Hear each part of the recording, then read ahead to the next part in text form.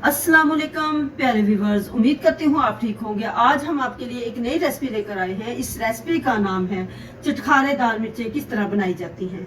इस रेसिपी के लिए किन किन अज्जा की ज़रूरत है।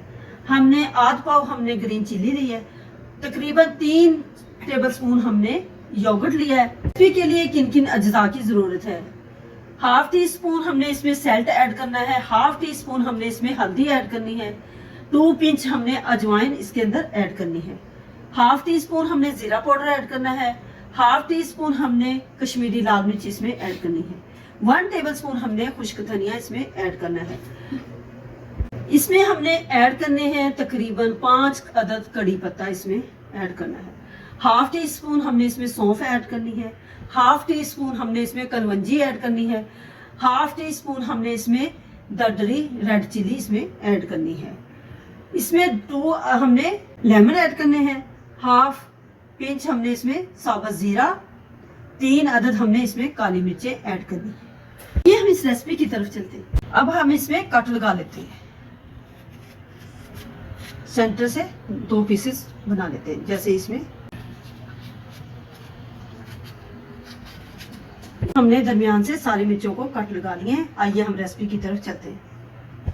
1 चम्मच हमने इसमें ऑयल ऐड करना है। कढ़ाई अच्छे से गर्म हो चुकी है, अब हम इसमें ऑयल ऐड करते हैं। अब हम इसमें ऐड करते हैं कड़ी पत्ता, सौंफ, कलवंजी, साबुत दरदरी मिर्च, खुश्क धनिया, साबुत गरम मसाला। साबुत मसाले हमने हल्के से रोस्ट कर लिए। अब हम इसमें ग्रीन चिली ऐड करते हैं। ग्रीन चिली को हमने अच्छे से फ्राई करना है।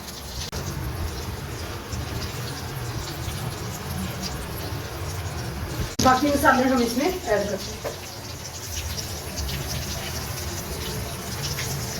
अब हम इसको अच्छे से मिक्स कर लेते हैं।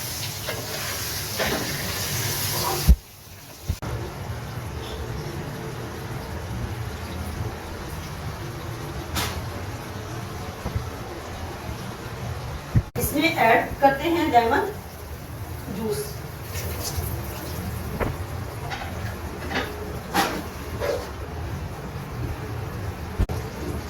इसमें ऐड करते हैं दही।